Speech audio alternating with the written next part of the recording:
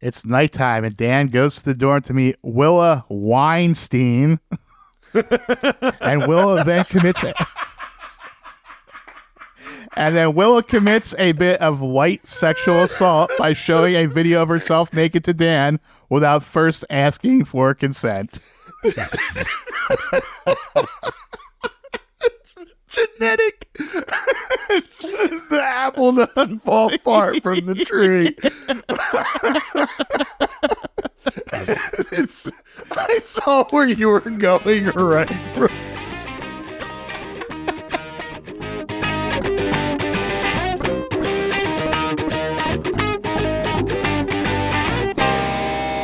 Hey, Upper East Siders and all you scandal-loving listeners out there. You just tuned into the Non-Judging Breakfast Pod, where the coffee is strong, the waffles are fresh, and the gossip is hotter than ever. My name is Leif, and I'm your seasoned Gossip Girl veteran. And I'm Steve, the newbie, the greenhorn, I don't know, Leif, what do we call the season 3 version of me? Well, since apparently you love your new bag more than your old friends, I guess you can carry it across the street. Enjoy being BFFs with a hunk of leather. Oh, come on, Leif. We know I don't have friends. Yeah, I guess we did establish that. It's canon. So, it's canon. In the NJB pod universe. So here's the deal, folks. Leif has been watching since the very beginning, and I'm tuning into Gossip Girl for the very first time. And together, we're your dynamic duo, bringing you all the drama, romance, and sometimes questionable fashion choices of this iconic 2007 series. Bring your magnifying glasses, because each week we're dissecting every juicy detail of the show, one episode at a time. We'll connect the dots, uncover those sneaky little Easter eggs, and of course serve up some piping hot behind-the-scenes tea. And expect some iconic moments from Phantom too, because what's a deep dive without a little drama? And since we are all about inclusivity here at the Non-Judging Breakfast Pod, there is always room for you at our non-judging breakfast table. So go ahead and grab a mimosa, a cup of coffee, or your stash out of Old Man in the Sea, and let's go ahead and get started. Let's get started. And we are recording on Mother's Day, so happy Mother's Day to all those mothers out there. Yes, happy Mother's Day, Robin. Hopefully you're a better mother than the mothers of Gossip Girl.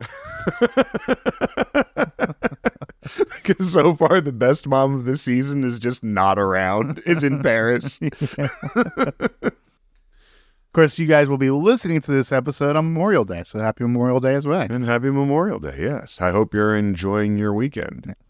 Let's go ahead and get into it. We're here to talk about Season 3, Episode 12, The Debarted. The Debarted, obviously taken from The Departed. Yes. It made me feel really old when I put that together. I kind of ignored it.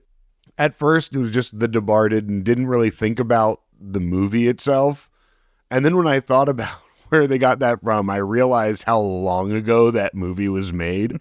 Because to me, that's still like, you're like Marty's newest film. Even though there's been how many since. But that just feels so fresh because Taxi Driver was, or not Taxi Driver, was that, he wasn't, no, what was his... Goodfellas is his biggest one. Was his big early one with De Niro, right? Yeah. Like the other Bart title they did, Simpsons also did this one as well. So they did Oh Brother Bart Thou and The Debarted. The Debarted. Both this and Simpsons both did it. Simpsons did it. But the original air date of this episode was December 7th, 2009. So we're getting close to the end of the year. And the episode was written by series co-creator Stephanie Savage. It's her first episode of Season 3. In Season 2, she wrote Solo, Never Been Marcus, and the aforementioned Oh Brother Bart Thou, and also co-wrote Valley Girls. I think this may have been her best of those. Really? Yeah. Oh, we're going to disagree big time on this. Really? I think her only episode she's written good by herself was Oh Brother, Where Bart Thou. I really like that one too. That was the funeral, right? Yes. Yeah. That one was really good. And I felt, I'll say this, I feel like she knows Chuck. I feel like she likes Chuck. I feel like she likes Chuck. I feel like you're right about that. Yeah. Episode was directed by Jason Ensler. This is his first and only episode of Gossip Girl. He's been a TV director since 2003. Also worked on such shows like Chuck, Heart of Dixie, also a Josh Schwartz joint. He did an episode of Scrubs, did some episodes of Psych, My Name's Earl, Two Broke Girls. Big TV resume, yeah. Yeah. Why don't you give us that Vulture recap? Sure thing. Here we go. In ancient cultures, the wolves... I thought I would get through the first line. In ancient cultures, the wolf stands for many things. Hostility, aggression, and ferocity to be sure. But also loyalty, fidelity, family. The wolf may hunt alone, but it always returns to its pack and will do anything to protect them. In the beginning of last night's episode of Gossip Girl, the pack was scattered. Serena was off on Long Island, acting like a teenage real hunter with her married quarry, Trip Vanderbilt, who seemed remarkably unbusy for a newly elected congressman. Back at NYU, Nate and Dan were together but alone, each tormented by thoughts of the other's ex-girlfriend. And the anniversary of his father's death drove the recently domesticated Chuck Bass, the show's original lone wolf, back to his old, wild, snarling self. Thankfully, just as he was on the brink of climbing atop the nearest homeless shelter and unleashing a righteous howl, the pack managed to call him back. So, yeah, the wolves. The wolves. Writing mistake number one. Why? The wolves... Why wolves? The wolves were ridiculous. Maybe it wasn't the writing that I liked as much as I liked the episode, but what was with the wolves? Nassau County is right on the other side of Queens. It's right next to Queens. Yeah. You know, where the wolf packs are. Yes. That's why it was so symbolic, because it's so rare. Now, I didn't get the Real Hunter reference, and I didn't look it up either. Do you remember that person? No. I just assumed she slept with a politician. Yeah. Yeah, I assumed that it was... I honestly assumed it was some New Yorker, some New York socialite that slept with a politician. Listeners, write it and let us know who Real Hunter is. Yes, because we didn't look it up. We begin the episode in Act 1. An SUV is driving down a rural road on a wet night. We shift to an interior view of the vehicle, and Trip and Serena are fighting over the radio. A pack of wolves in the middle of the road causes Trip to swerve into the barrier. Gossip Girl opens with, "They say there are no accidents. Sometimes reality comes crashing into us. Other times it dawns on us slowly despite our best efforts to avoid it." Watch the road, creeper. Stop being dramatic on a swervy road. Just watch the road. Make sure there's no wolves in front of you. Deer, tree branch, anything else. Anything else. They clearly wanted it to be like this symbol of what? Well, when I first saw this, I thought the wolves were going to attack him or something. Yeah, right. Yeah, it seems set up for something much worse, or at least surround the car. You know, no, they were just in the road. They're on their way now. Yeah. We get an in media res and flashback to 12 hours earlier.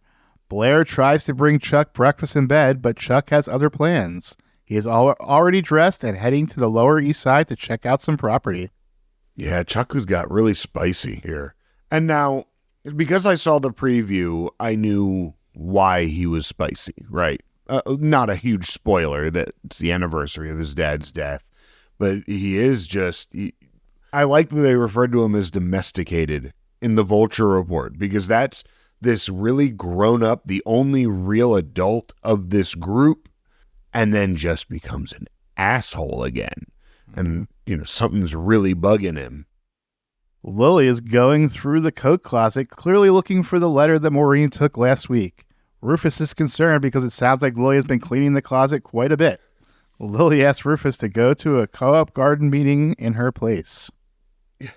Lily's reorganizing this closet over and over again because she lost a fucking letter that she knows she put in there. And man, that passive aggressive, oh, I figured you'd say that when asking Rufus to go to the thing. You fucking married a retired rock star. You knew this is what he did before you got married. Well, not really.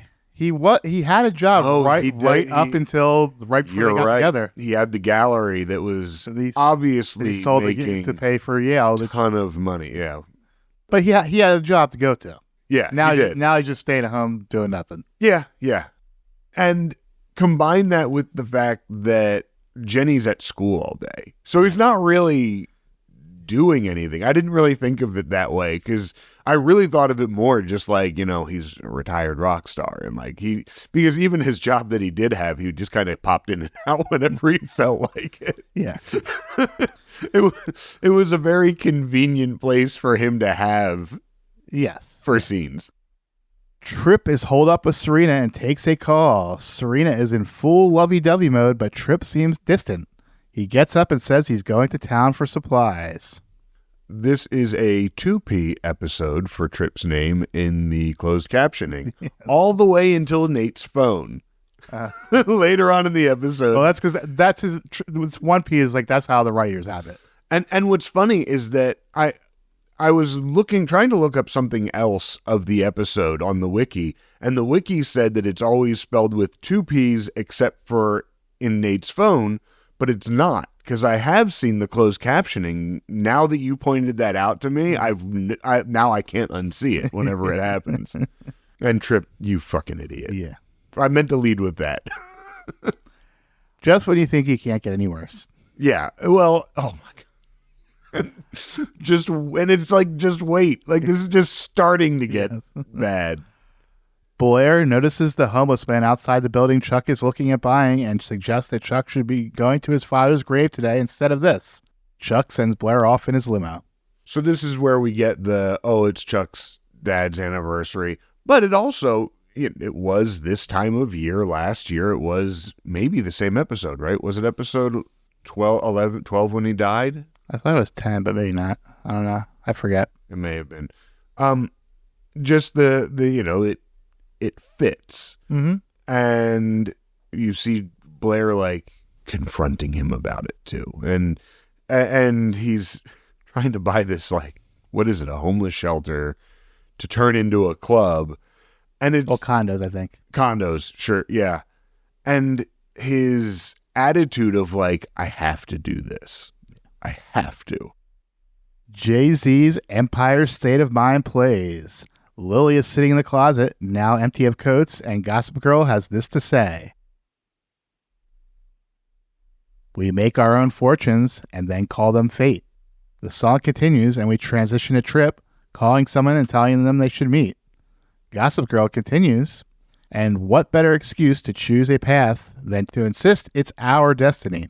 But at the end of the day, we all have to live with our choices. We transition to Chuck, who has the ghost of Christmas Bart standing behind him and patting him on the shoulder. Chuck shrugs off Ghost Daddy's hand, and Gossip Girl finishes the act with, no matter who's looking over our shoulder.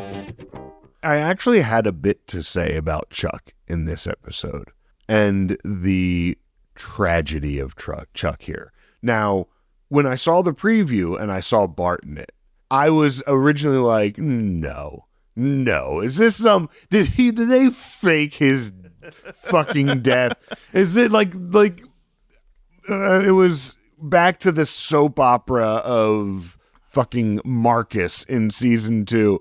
Like, oh, he's still there and faked his fucking death. And now, like, Jesus Christ. But no, Chuck is having full-on hallucinations. Yeah, Chuck is just hallucinating his dad. The thing that really struck me about this, because it really did make me feel for Chuck in this episode, that he has his dad on his shoulder shitting on him all the time. His dad poured himself into his work because he lost his wife and didn't know how to be a dad to this kid who looked like the woman he just loved, right? That was what Bart had said.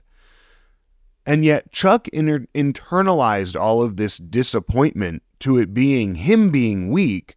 But no, Chuck, you were a fuck up.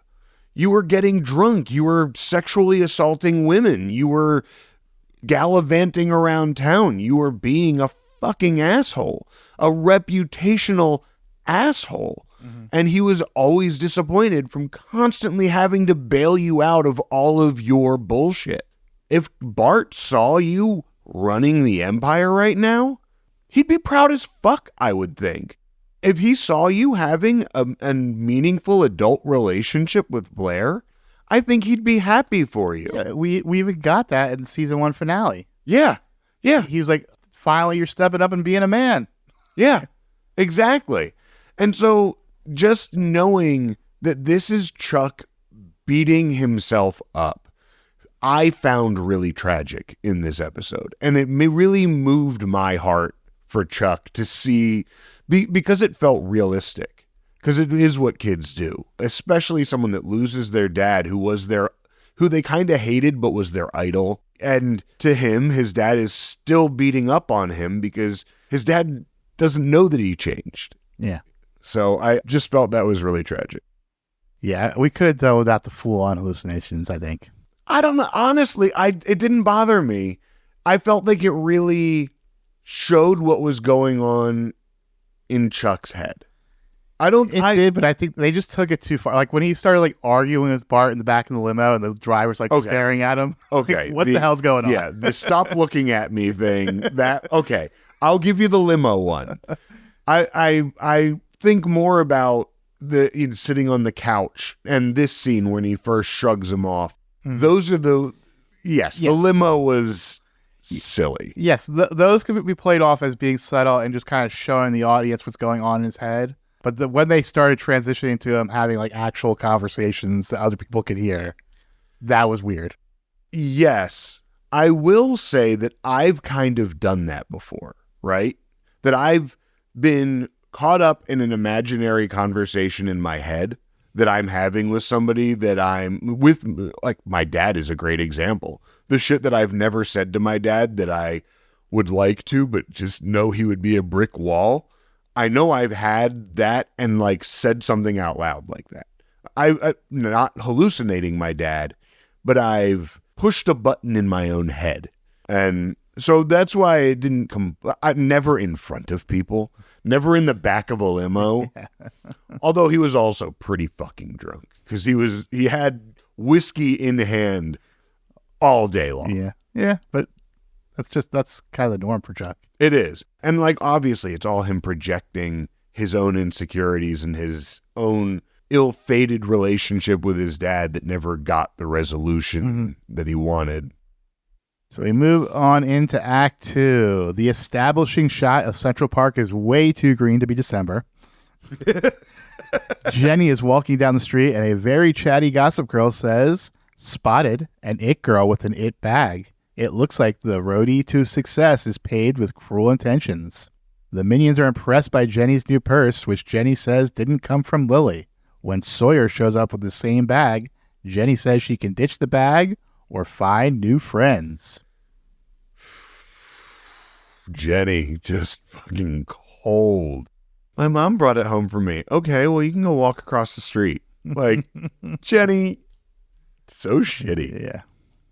All right, what were the thing about Bart? I've actually been meaning to mention this for a couple weeks now. Robert Bobby Burke has actually had a role on The Last of Us. Are you watching that? I was waiting for a few more episodes to come out to binge. Okay. Because I typically watch stuff start stuff halfway through. I watched the first episode, but that was it. Okay. So yeah, he has a role in like 2 or 3 episodes. It was a pretty small part in the game that got expanded a bit. Oh, cool. Yeah. It'll be good to see him. Yeah. I always thought he was good. Yeah, it's funny, too, because he's always playing like these asshole characters, but apparently he's super nice in real life. He's like a volunteer fireman. And I listened to an interview about on some Irish podcast a while back, a couple weeks ago, Tis Yourself. It was fun. Yeah, he's Irish-American first generation.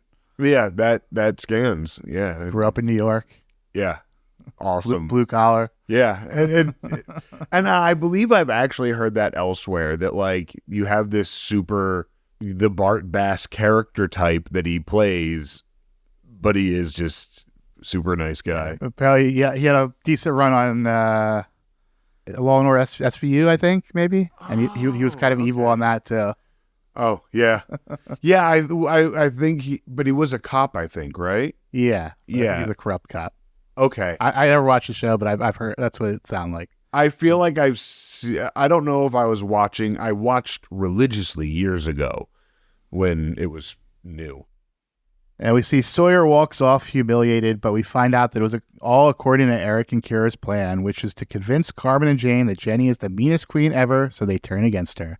Yeah, Eric trying to crown a new queen, and all right, Eric, I feel like you're in over your head, but we'll see. So what does Kira get? Yeah. Yeah. Like, why is she even still involved? Yeah, why does she care who's queen? No one likes you. Yeah. If she's just trying to get revenge on Jenny. Yeah. Well, and her whole thing was in the beginning, like, I want friends. I'm just trying to be friends with you. So I guess she thinks if she helps this new queen, then she can be one of her minions. High aspirations for Kira. I want to suck up to another friend in high school. Dan and Nate are having a coffee date. Dan says he missed his shot with Vanessa, who is now entangled with Paul, but Nate gives his bro a pep talk. Single Nate is the best Nate. Yeah. Single Nate is when Nate is funny, when Nate is Dan's pal, when he's Chuck's friend, when he's goofy and he's jokes. Single Nate is the best Nate. Yeah. Nate just being a bro. Hey, Willa. It was so good. The boys are interrupted by Vanessa and Willa, who invite Dan for a weekend at her family's country house with a hot tub. At first, Dan turns them down, but Nate says to go so he can either box out Paul with Vanessa or get with the hot drama major. Dan decides to go. Yeah. Nate's not wrong in the mentality and morality of college, right?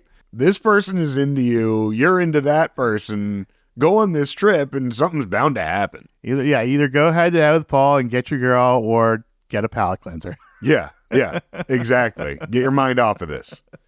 And Will is cute. Yeah. A little forward. How so? Here's my art. Here's my performance piece. Rufus shows up at the meeting and discovers he has become a house husband. Yeah, Holland Campbell immediately flirting with Rufus in the second he walks into this meeting. Oh, we knew you'd be here eventually. Sploosh. Can I escort you to the table? I saved you a seat right under my face. Pretty obvious. Yeah. We knew you'd be here eventually. Yeah, and like laying all her business out. Like, yeah, your wife's going to cheat on you too, by the way. Just like my husband. Just like my husband. Banging the yoga teacher. Yeah. Why are you with him? Like, why are you part of this HOA if this guy's such a piece of money? Yeah, facts. But also the look on Rufus's face and he's realizing he's a trophy husband. He's like, I'm not some trophy husband. Oh, sweetie. Bless your heart. A lonely Serena is bored without Cable and calls Tripp to find out when he's coming back. Tripp says he's meeting with the grandfather and will be back tonight before hanging up. We see Tripp is actually meeting with Maureen, who wants to be the public wife to a congressman and allows Serena to be the mistress. He's such a disgusting fuck. Like, you know that he's not with grandfather when he starts saying that. And it turns, it's Maureen. And then when she's there, and she's like, don't you care about your career? I care more. I do care about my career, but I care more about Serena and my 1930s driver outfit that I'm wearing. Like, what the fuck are you wearing with that the jacket with the fucking, looks like padded leather armor? Well, if anyone's going to be wearing it, it's going to be a generational wealthy person from Connecticut. Yes. Where were the knickerbockers to go with the hat, though? Where's your stick with a little hoop that you can run down the street playing with it? Chuck is back at the Empire drinking scotch and arguing morality versus profits with the ghost of his father. Ghost Daddy mocks Chuck for admitting he loves Blair. And again, while it was all the understanding of Chuck is beating himself up, because even what I really liked in this is that Bart didn't always act like Bart. Especially this scene, Bart acted more like Chuck than he did Bart. He more sardonic, more sarcastic, more cutting in the way he does things. Bart was always direct. Yeah. Bart didn't mock people. Why would Bart Bass mock someone? He would just buy you. He kind of mocked Rufus a little bit. A little bit, but when he was talking to Dan. Yeah. Yes. But fair. But the guy was banging his wife. So. He had reason. Serena calls Nate and he lets her know where the secret stash is located. Nate gets a funny look when she mentions Trip is meeting with the grandfather. As Serena hangs up, she is surprised to find Maureen is at the cottage. Maureen lays out her proposal of allowing Serena to remain as Trip's secret mistress. Serena at first balks, but then Maureen reveals that she has Serena's letter from Dr. Daddy. Yeah. I loved the whole old man in the sea thing where Nate's like, I didn't read it either, but look in it. Of course I didn't fucking read it. Books? And yeah, I love that we can tell that he knows something's up right away. But Maureen coming in and laying out this, you can be a side piece. And get whatever it is you're getting out of this. Yeah. And it's funny. It's funny to me. I think that's when Serena realizes. She's like, oh shit. Yeah, that she's really not getting anything. She's not really involved in this relationship. That this is all Trip's whim, and when Trip's whim is over, Serena's gone. And you're like you said, I think this is where she first recognizes that. We move into Act 3. A drunk Chuck stood up Blair for lunch, but Blair is very understanding. However, Chuck is a dick and throws Blair out. Bart tells Chuck, maybe there's hope for you yet. I really liked Blair here. Blair can have such a temper and can take things so personally, and her patience in this episode, uncharacteristic, but also not out of character. Yeah, very similar to the funeral episode. Yes, yeah. That she just wanted to be there for Chuck. Yeah. Eric is trying to poison Carmen and Jane against Jenny, but Queen J is 2 steps ahead and shows up with 2 more of the limited edition bags for the minions. Eric is confused at how Jenny the price of a smart car for those purses. And I turned to Robin and I said, Jenny's selling drugs. And I did actually look up, in 2009, smart cars ran between about $12,000 and $21,000. $12,000 and $21,000 for a smart car. Do we call them smart cars anymore? Do they still make cars that we call smart cars? Well, that was like an actual brand. Oh, was it? Yeah. I don't even remember them. Yeah, it's those little box cars. They're like little teeny 2-seaters. Oh, is that what they were called? Yeah. Are they still there? Are they gone? Are they still around? They might be still around in Europe, but definitely not. They did not catch on here. Wonder why. And actually, I really do, to an extent, wonder why. Because if you're living in a city, those would be, if you're a single person in a city, that's what you should be driving. Yes.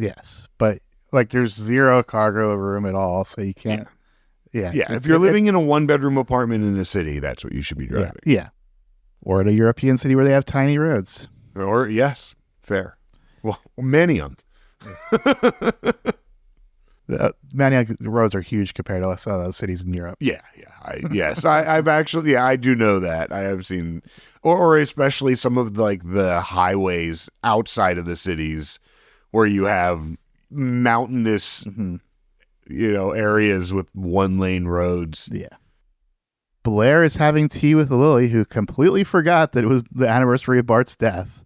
Blair tells Lily that Chuck has never been to see his mother's grave and doesn't even know where it is. Lily promises to go see Chuck. Lily, recognizing that she's been so caught up in her own shit that she forgot that it was the anniversary of her husband's death.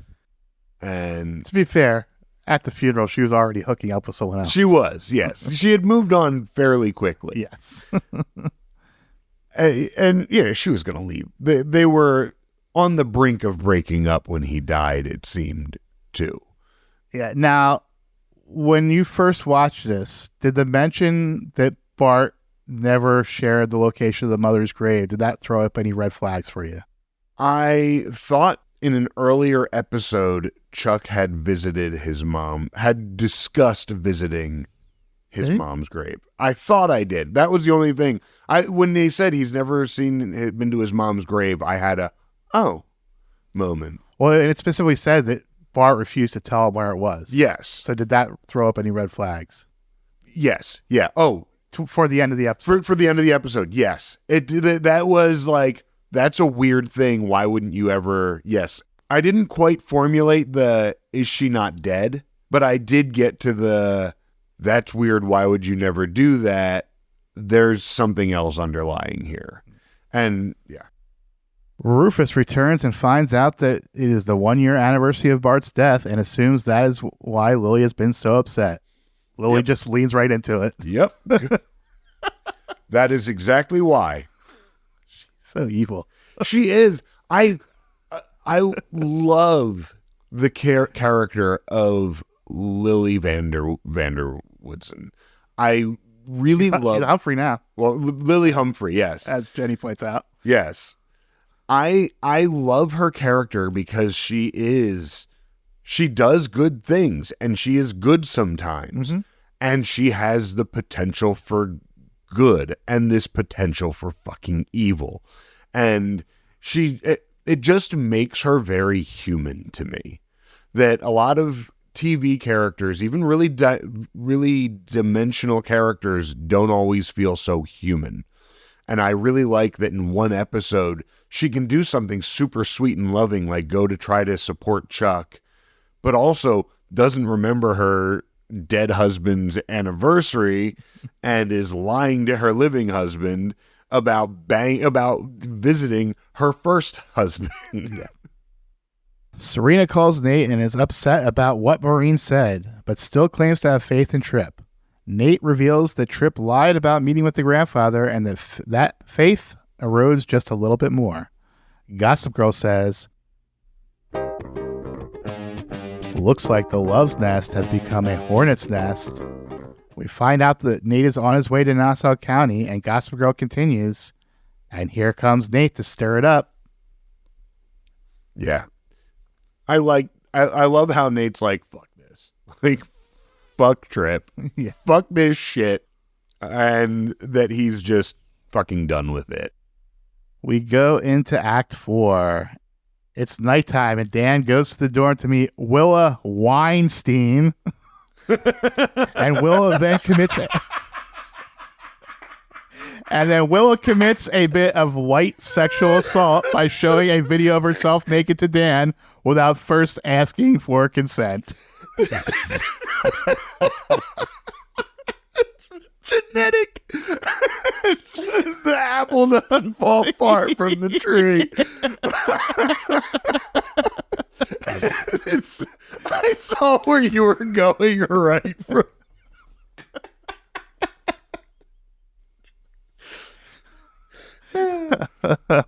Yeah, so as the audience, of course, we don't actually see the video, but judging by Dan's reaction and the sounds that are coming out of it, it was probably pornographic in nature. Yeah, well, Dan does say you're naked. Oh, yeah, we know she's naked. That could be somewhat arty. That could be, yes. But by the sounds and his reaction. Yes, you're naked and taking it from three dudes is a little less artistic to some. Yes. Lily shows up at Chuck's suite to get him to come with her to Bart's grave. Chuck is trying to blow her off because continue to work would be the best way to honor his father. Lily gets a call from Serena to let her know that Maureen has the letter. Lily says she's going to tell Rufus everything and that Serena should come home. Lily is being a good mom for once, but Lily asks Chuck to go to Bart's grave for both of them. Chuck throws the flowers in the trash and says they should be yellow roses. That was his mother's favorite. Yes. Lily coming in and being a better parent to Chuck than to her own kids is not unusual. Well, she was a good parent to Serena finally in that moment, too. In that moment, she was. Just come home. And that is her pattern with Serena. It is something happens, get the fuck out. I don't want to see you, go away. And then it's, okay, just come home and we'll work it out. And typically because something happens because Serena's decisions do lead her to a place where she just needs her mom. Yeah. Like she does kind of trap herself like that. Serena is leaving the cottage as Tripp finally returns. Serena gives Tripp a chance to deny everything, but he doesn't. Serena agrees to let Tripp drive her home, but won't be talking to him. We hear the same Ravenette song from the opening of the episode as they get into Tripp's Range Rover. Don't get in that car, Serena. There's wolves out there. There are wolves on the street. Don't get into that car. So I did not like the writing, but I did like the acting and the directing in this episode. Mm-hmm. And using that same song again to show we're now here. We're at that point. Yeah. Yes. And yeah, Tripp, just how spineless he is. Yeah. He just made me cringe. Yeah, as we see we see the wolves again, and they crash. We see the crash again. We also see Nate is still riding into the city in a limo. Chuck, also in a limo, ignores a call from Blair, who is returning to the dorms. A dazed Tripp stumbles out of the SUV and looks at an unconscious and bloody Serena before calling Maureen. Maureen. The motherfucker calls Maureen before 911. This fucking guy I care more about Serena than my career. I'm ready to burn it all down for Serena. Oh, fuck, Maureen. I may have just killed Serena. Can you get here quick? So we can move her fucking body to a different seat. I know we're not there yet, but fucking asshole. Yeah, not good. We go to Act 5, and Nate gets out of his limo when he sees police cars and an ambulance. He sees Serena being wheeled on a gurney. However, Tripp has apparently left the scene of the accident. And 1P in his name. Nate leaves a voicemail for Tripp and tells him, "Meet me at the hospital or I'm going to the cops." Yeah. Good guy, Nate. Yeah. Good guy, Nate. And everything Nate here is, I feel, completely justified. Yeah, Nate had a great episode. Yes. And it's funny because, like, Nate has those kind of, as Robin often used to refer to me as Captain Save-A-Ho, Nate has those sort of tendencies of, like, here's the shiny thing and I'm going to fight everyone who I can to, like, go. And it didn't feel like that. We know that Nate now is crushing on Serena, but it felt like, I'm going to save my friend Serena. And it didn't feel like it was about his feelings for her, but about what was right. I feel like, let me put it this way. I feel like Nate would have done everything he did in this episode if he wasn't currently crushing on Serena. I think he would have done this even if he was with Blair, for example. Probably. Lily comes home to find Rufus cooking his famous bolognese. She lets him know that she has to tell him something serious, but is interrupted by a shocking call from a 516 area code. Yeah. And so she doesn't get to tell him because of the call. Yep. I when you're talking about the directing, I feel like the direction from here to the end, especially this next, the gathering of the crew montage, I just thought that the cuts and the pacing were just really energetic and really engaging. Yeah, I agree. Dan and Willa are making out pretty hard on her bed, but he's not really feeling it and pulls away. Dan is saved from further explanation when his cell phone rings and he darts for the door. Oh, Dan. He's a nice guy. He's not just going to sleep with someone because someone is there to sleep with him. Yeah. And I can appreciate that. I've done it. I've been there too. Willa is left with blue balls, and Dan goes to knock on Blair's door to tell her that Serena has been in an accident, and they have to go to meet the family at the hospital. Vanessa is standing in the hallway for some reason, so I guess she can come too. I love that Dan goes to Blair. Yeah, I actually did too. I love that was his first stop, that it is, we need to go, and that Vanessa really was an afterthought. Yeah. And Vanessa, when he sees her, it is like, oh yeah, you're kind of friends with us. Let's go. Come with us. But also Dan currently thinks he's in love with her. So like, come on, come with me to the hospital. And presumably Vanessa and Serena are friends, supposedly, even though they have like never once hung out alone. Right. And I'm also thinking more of how if something really bad was happening to Serena, if Serena died in this car accident, who would be the first person to be there for Dan? That'd be Vanessa. Vanessa, Yeah. no doubt. Mm-hmm. So Dan probably wants her there for other reasons too. But it is sort of like, come on, let's go. Like, Blair, you and I need to go do this. I don't know if you caught the sign on Blair's door. Did you? Oh, the for inquiries, call Dorota. Call Dorota with the phone number. Chuck finally takes a call from Blair and finds out Serena's been in an accident and redirects his driver, Arthur, to Nassau County. Ghost Daddy chastises Chuck for ditching the business meeting for family. And yes, again, the flip out of Bart there, I kind of get it. I thought it was silly. I kind of got it. The bigger thing here is Chuck silencing that voice for his friends, to who Chuck recognizing he doesn't need to be his dad. His friends, his sister is more important in this moment. Mm-hmm. And that really got me on Chuck's side here. Tripp finds Nate outside the hospital. We find out that not only did Tripp leave the scene of the accident, he also moved Serena into the driver's seat. Maureen comes up and tells Nate that she is prepared to give Tripp an alibi and that the grandfather will back her up. When Tripp asks Nate to help to see Serena, Nate decks him. Gossip Girl brings us to the end of the act with Spotted, the fall of a politician and the rise of a hero. Poor congressman, you've just been vetoed. Two things here, or three things here. First of all, the fact that Maureen comes in and calls grandfather William. Like, I'm on a first name fucking basis with grandfather now. So who's he going to be listening to? So, damn. Tripp having the fucking audacity to ask to see her. Oh my.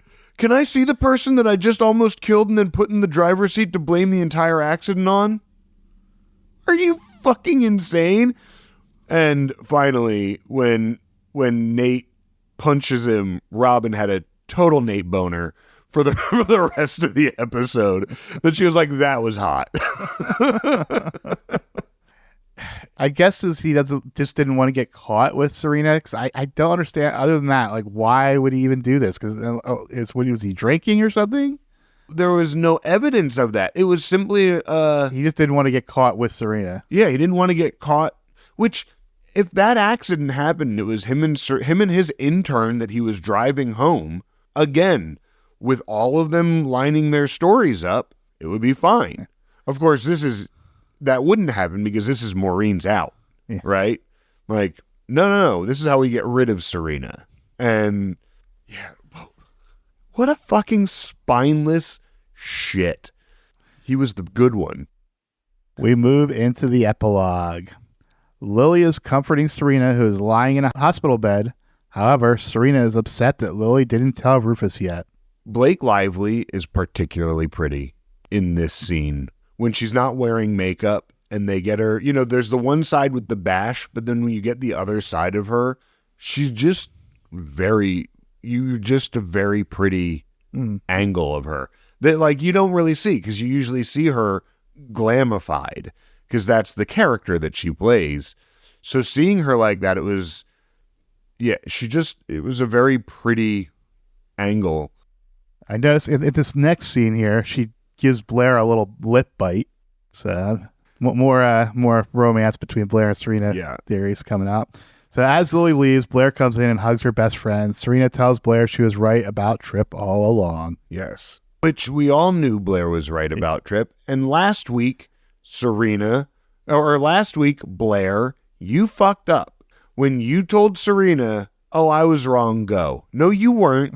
You were right. Yeah. Don't tell Serena go chasing after him. Be like, oh, wow, yeah, he really did say all those things, but he's still a married man and he's still a fucking creeper. Yeah.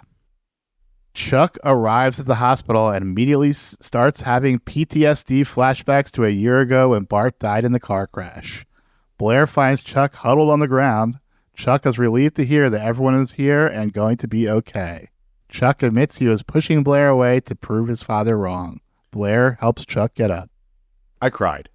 I cried when Blair, both times I watched, when Blair came around the corner to find Chuck and went to him and said the whole, "You're becoming the man in ways your father never was." And when she went to him, it punched me in the gut. Yes, it's kind of ironic that Blair was saying that Chuck carried her and carried everyone else when she was clearly carrying the scene. Yeah. Because before she showed up, I was actually laughing when Chuck was stumbling around. Well, stumbling around the hospital again, and like him like running away from his dad and all that stuff. It was that moment when Blair comes around the corner to find him that got me. You're right about the flashback was oddly choreographed. And I feel like, again, it was trying to fit the energy of what that was going on. Mm-hmm. Jenny and Eric are alone in a waiting area. Eric is frustrated with the vending machine and declines Jenny's offer to share her coffee. However, after a moment, they both apologize at the same time. There's nothing like tragedy to bring people back together. Yeah, it's nice to see Jenny and Eric make up. Mm-hmm. I was worried that was going to go on too long. I actually wouldn't have minded another episode or two of them taking shots, but I was really worried it was going to go on too long. And I'm hoping that it does. The problem was it was too one-sided of a fight. Yeah. It was just Eric getting beat up. Yeah. Eric has the resources, but Jenny has the brains. And Eric doesn't have the soul to go after someone like, "Oh, I'll buy this person a purse." That's not cutting anyone's throat, Eric. Yeah. And Eric isn't a throat cutter. Rufus is about to leave for the hospital when Maureen shows up at the penthouse. She gives Rufus the letter. Why? Like, that's your whole leverage, isn't it? But I guess now that Serena's all fucked up and out of the picture, it doesn't matter. And now you just want to blow shit up. Yeah. That one, I was very much, why? Maybe she has an end game with this, but I was really baffled as to why she would go to Rufus with it, other than the TV gods needing the turmoil.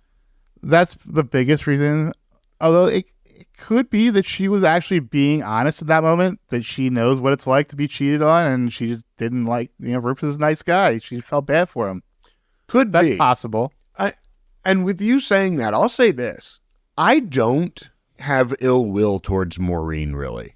What she did to move Serena in the car was shitty, but Maureen has been on the receiving end of bullshit. All she tried to do was help her husband win an election. In the wrong way, doing the worst, doing something wrong, but he was already ready to bang Serena. Well, I guess it was the end of that episode that they first talked. Yeah, because he had just found out that it was her. Or no, did he? No, he didn't even know it was her yet. Yeah, that's what he didn't find out it was her until the next episode, when they were already still flirting. Like, all of that was already in motion before he knew it was even Maureen. And all the Maureen stuff was just an excuse to bang a teenager. I don't care that she pulled the stunt to get her husband elected. Like, that shit happens. No one got hurt. I don't really, I probably wouldn't vote for the guy I don't know. Who knows what his policies were, but it really didn't bother me. The only thing that Maureen has done that I think is really shitty is setting Serena up in the car. I think most of the rest of what she's done is borderline justifiable. Okay, I found this letter. I didn't steal this. This was in my fucking pocket. Your mom gave me this letter, and I have it. The whole setup she was proposing this episode was pretty bad, though, as well.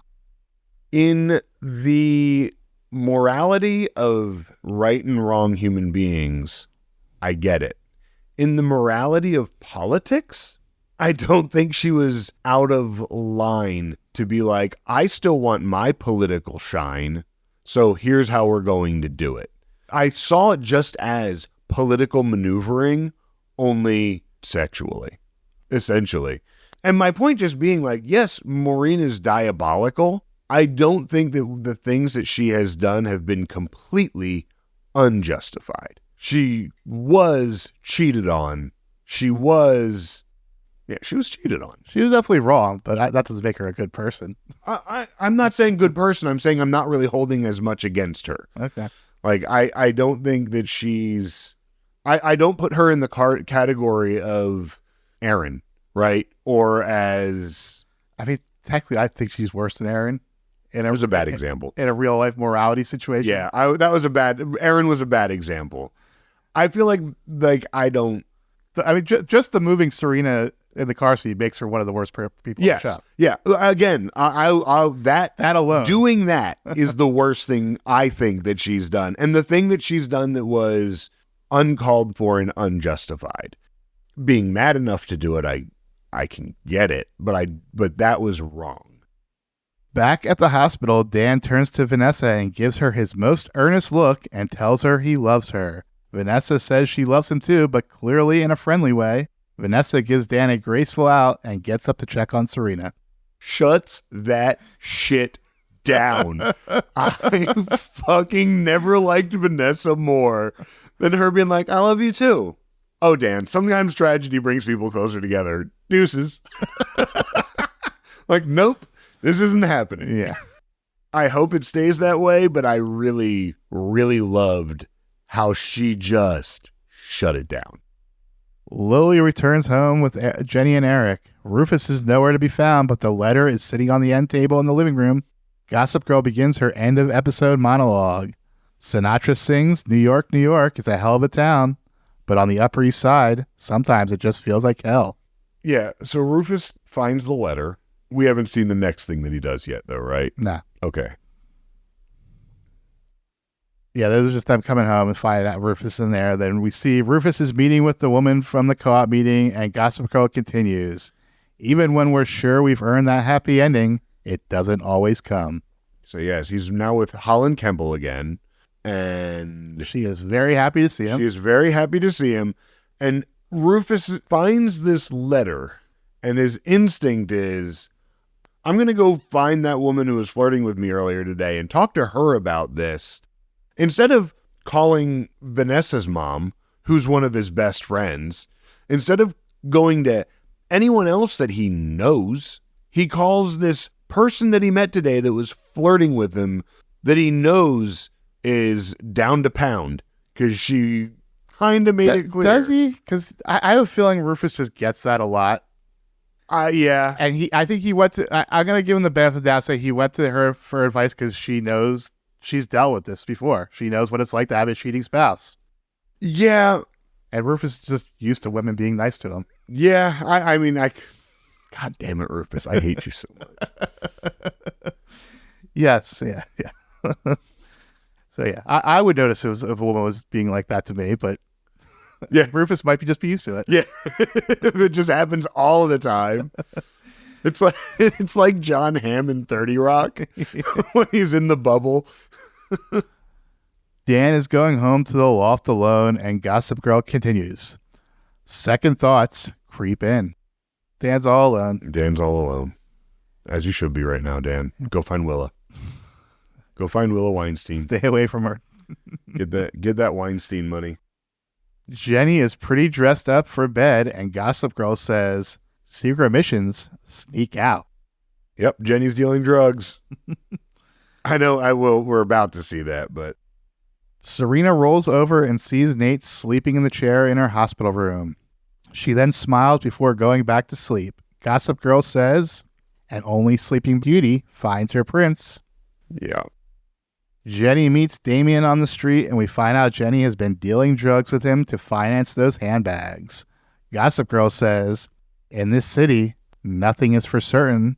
The night can push you forward into a dark future or plunge you into a mysterious past. So we see Jenny dealing drugs, and this is when we see... Yeah, the music abruptly stops, and we see Chuck exiting his limo with a bouquet of yellow roses. He finds a dark-haired woman at his father's grave. She immediately recognizes Chuck and runs away. Chuck finds one half of a locket with the letter E engraved on it, the outside, and a picture of his father on the inside. And Dun, dun, dun. the woman left. Did you say the woman left yellow roses on the grave too? I did not mention it, but yeah, she did. Yeah, so the woman at the grave also leaves the yellow roses, sees Chuck and runs away. And have we heard what his mom's name is before? No. Oh, we haven't? I don't believe so. I believe that it's only ever been mentioned as your mom, Chuck's mom, my mom. I don't believe we've heard her name before. I feel like they must have. Why show us the E? Yeah, I had that thought too. Like, should I know E? Because the assumption is it's his mom. And my other reaction was, oh, great, another Chuck mystery. Because the last Chuck mystery was so compelling. And I really hope this doesn't become another one of like the noir attempt that they did with that other... Talk about the Eyes Wide Shut plotline. The Eyes Wide Shut plotline. Yeah. Hopefully this is a little bit better. Hopefully. But it looks like Chuck is going to go off the deep end again. Yep. The full quote from Gossip Girl at the end of the episode is, Sinatra sings, New York, New York, it's a hell of a town. But on the Upper East Side, sometimes it just feels like hell. Even when we're sure we've earned that happy ending, it doesn't always come. Second thoughts creep in. Secret missions sneak out. And only Sleeping Beauty finds her prince. In this city, nothing is for certain. The night can push you forward into the dark future or plunge you into a mysterious past. What are your predictions? Number one, like you said, Chuck's going to go off the deep end trying to figure out who this mystery woman is. I think that Chuck can get a little obsessive sometimes, and I think that he might spiral a bit. I could see Chuck spiraling a bit here, which could mean an uncertain future for Chuck and Blair.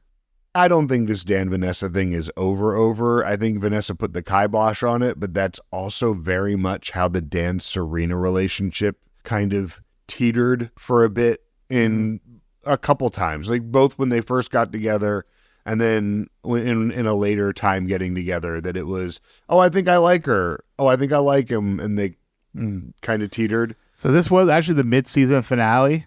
So this episode aired on December 7th. The next episode is until 3 months later, March 8th. Really? So no Christmas episode. Wow. Because plenty of time for Serena to heal up. Yeah. So yeah. She doesn't have to be in like a hospital at all. You're right. And it doesn't have a shattered head, too. Yeah. I bet that scar goes away. Like, completely. I think that was probably the last time we see it. Probably. Like Scott. So we got Chuck going off the deep end. What's else for what? Oh, Lily and Rufus. I don't know. Do they break up? Rufus has a loft to go back to, so I definitely feel like there's going to be a blow up with them. I don't think Lily slept with baby daddy. I think she went there for another reason, for another thing. That's because of how Lily was like, it's time I told Rufus the truth, and was doing it with like ownership, that it felt like, yeah, I'm keeping a big secret, but it's not as bad. The other side of it is, if she did bang her ex while she was engaged to another person, and she went to Rufus and said, well, I banged you when I was engaged to Bart. You can't be that mad. You should know that this is just kind of what I do. Yeah, but yeah, it is definitely easy to see why Lily has been married 5 times now. Yes, yeah. And okay, so let's talk about this for just a second.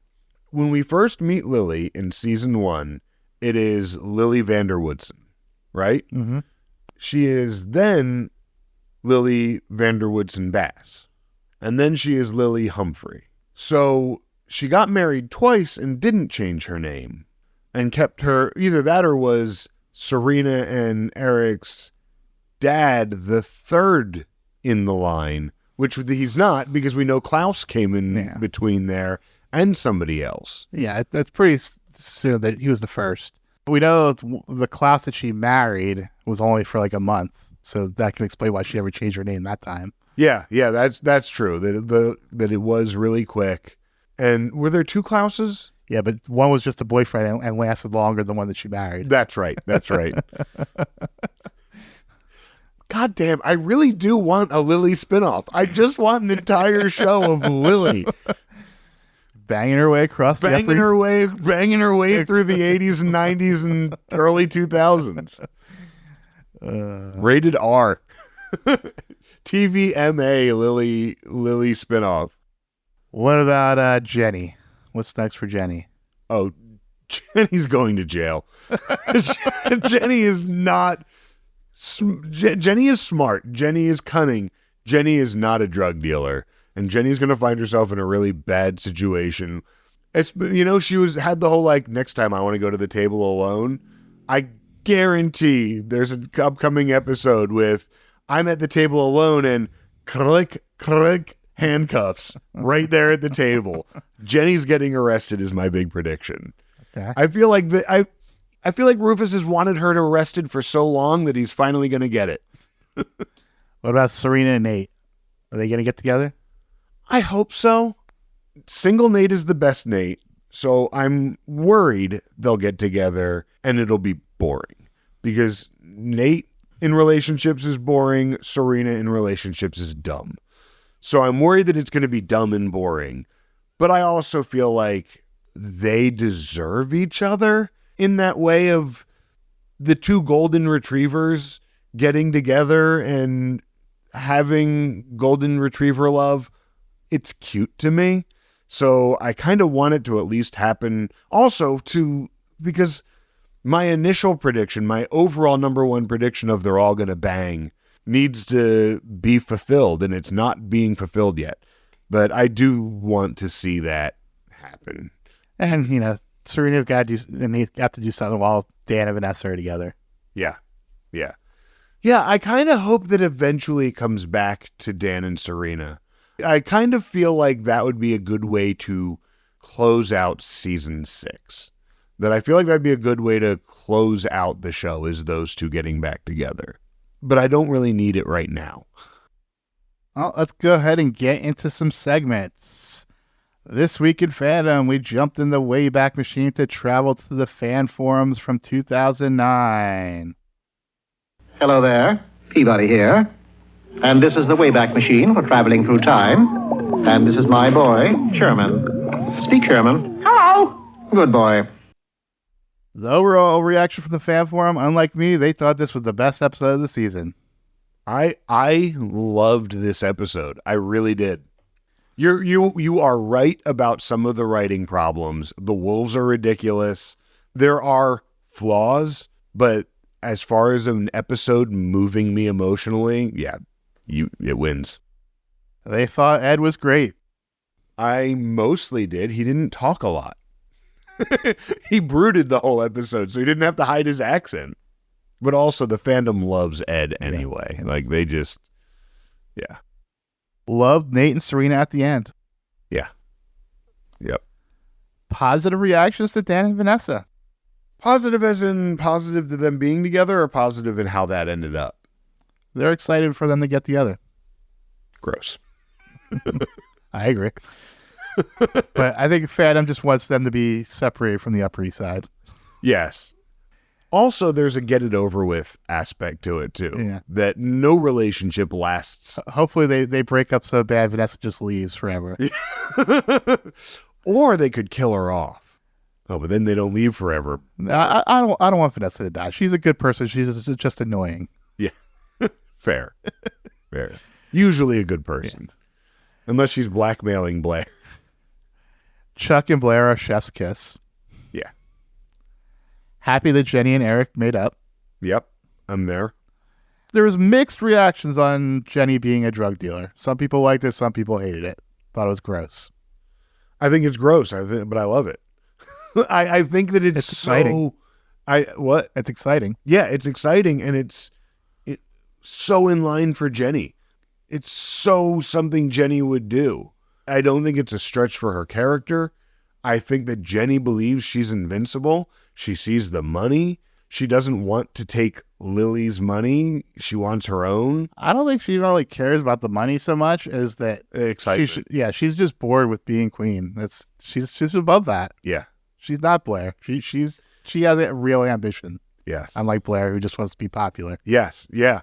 And wants to be. Blair just wants to belong. Yes. And rule. Yes. Jenny wants to sell drugs. Have a little excitement. Well, that is it for this week in fandom. Let's go ahead and move over to episode grades. It is my week to go first. So as I mentioned, not my favorite episode. I thought the acting was for the most part pretty good, other than Chuck stumbling around in the hospital is a little over the top for me. The directing was good. He had Chuck act drunk. Ed act drunk. But always. He wasn't acting drunk though. He was acting like he was like hyperventilating. Yeah. Which just a little over the top. The directing was good. We had good use of music in the episode. They kind of did some different stuff with Gossip Girl. They did like the end of the episode Gossip Girl thing a couple of times where she was like interspersed within a scene. Like yes, but yeah, the writing not good. I don't like Savage's writing. She's. I mean, honestly, she's the worst recurring writer. The whole hallucinating with Bart was just a little over the top. Yeah, the PTSD, which is I mean, I've never lost a parent, so I can't really say, but it just seems a little over the top. And the wolves, ridiculous.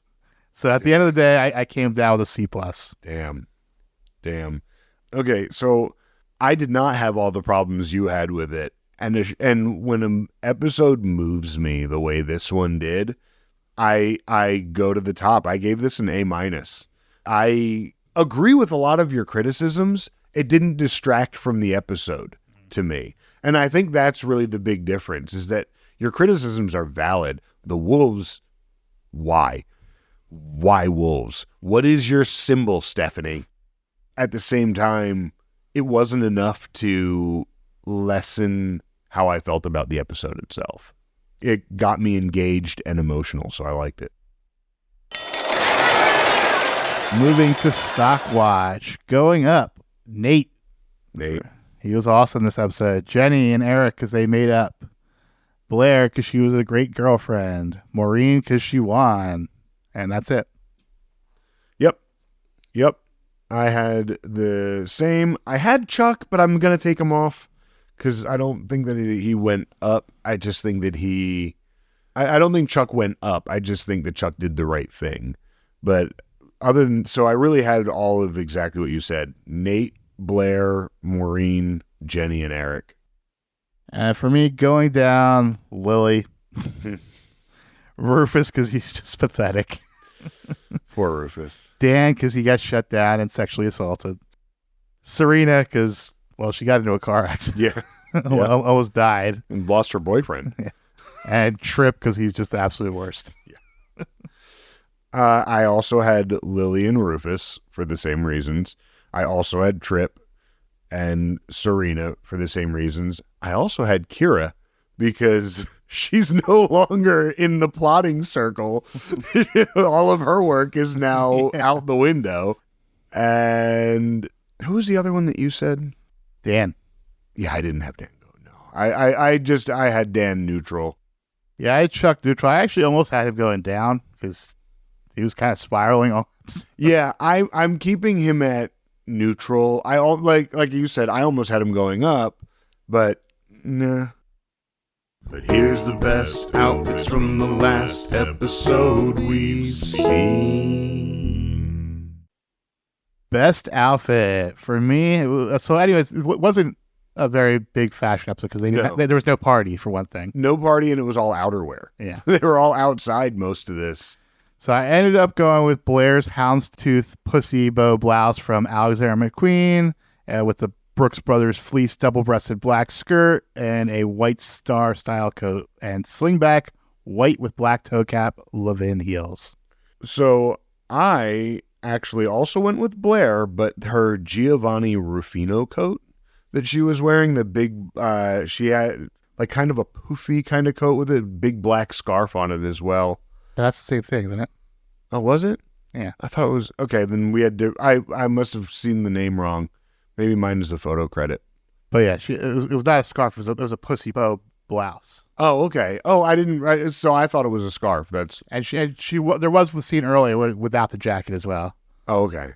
It was the coat that I loved, though. There was also, from the flashback, I might have given this dress best dress on the episode where Bart dies, where Serena is wearing. You don't really see it in this episode because she's wearing a coat over it. Oh. But it was like a tulle dress underneath there. Yeah, I remember that. Jenny's jacket was kind of nice. I like that. Yeah, Robin's comment, it was the first 5 minutes of the show, and Robin was like, the outerwear on this series is next level. That was the WB and CW in general. Yeah. They had a lot of great coats. Yeah. That tracks. Back on Dawson's Creek, I loved the jackets they were wearing, 5th and 6th season. Also, while we're talking about the outerwear and complimenting it, Trip, we're not talking to you and your padded leather armor. That is it for segments. You plug in anything this week? I am not plugging anything this week other than my Instagram and my TikTok. You can find me, steve.marchon, Marchion. Give me a follow, and you can follow me on Blue Sky at The Weed Wizard. Other than that, I don't really have much going on at the moment. Not much for me either. Check out that podcast I mentioned earlier, Tis Yourself.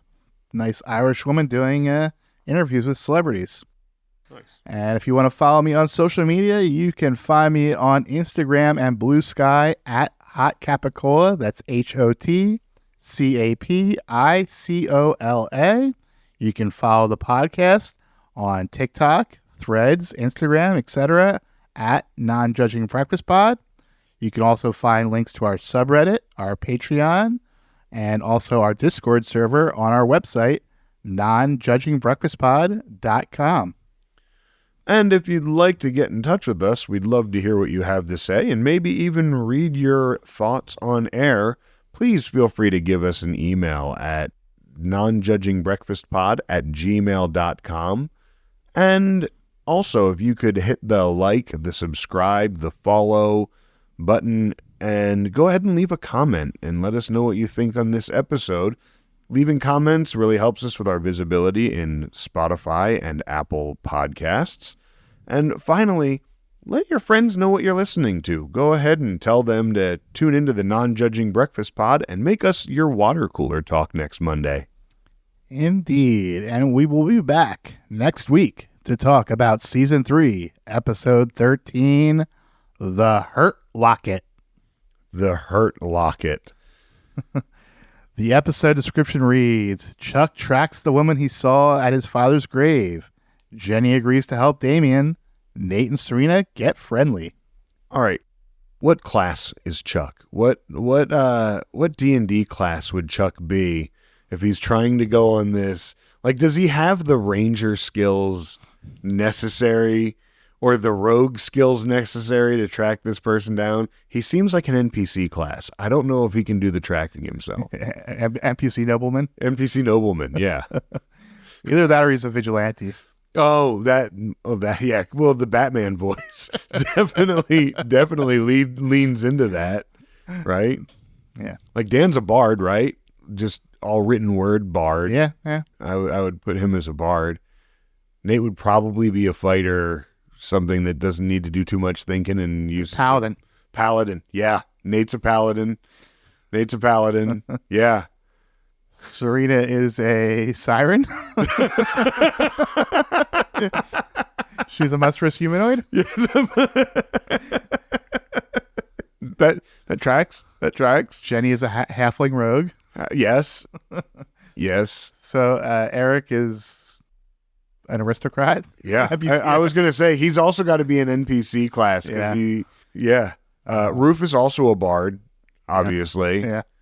Lily, an NPC aristocrat. I would also think. Lily might be a necromancer.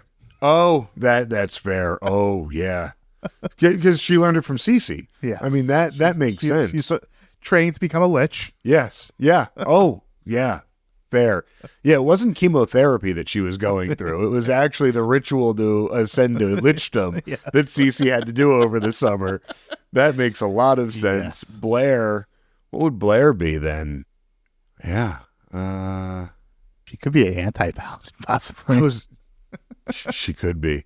She could be an anti-paladin, an assassin. Yeah. Yeah. Although I don't really see her as being so much sneaky as much as subtle. Yeah. She might be a vigilante class as well. Yeah. That one makes sense. She does like disguises. Yes. Oh, yeah. Claire.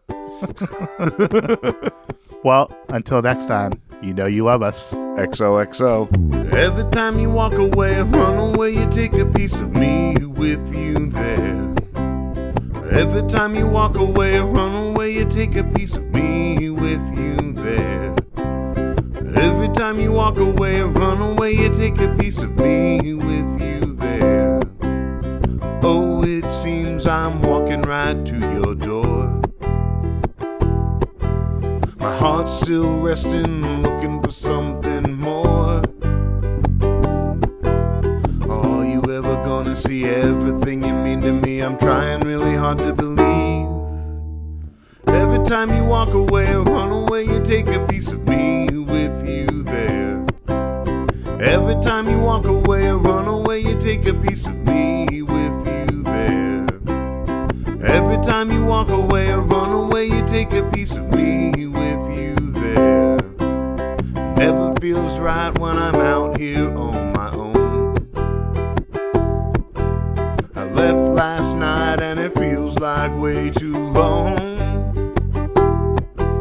Are you ever gonna see everything you mean to me? I'm trying really hard to believe.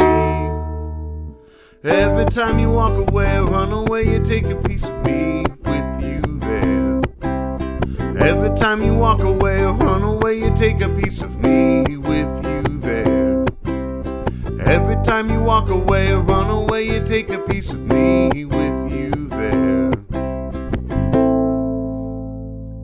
Come back to me. Smile and you'll make my life complete. Every time you walk away or run away, you take a piece of me with you there.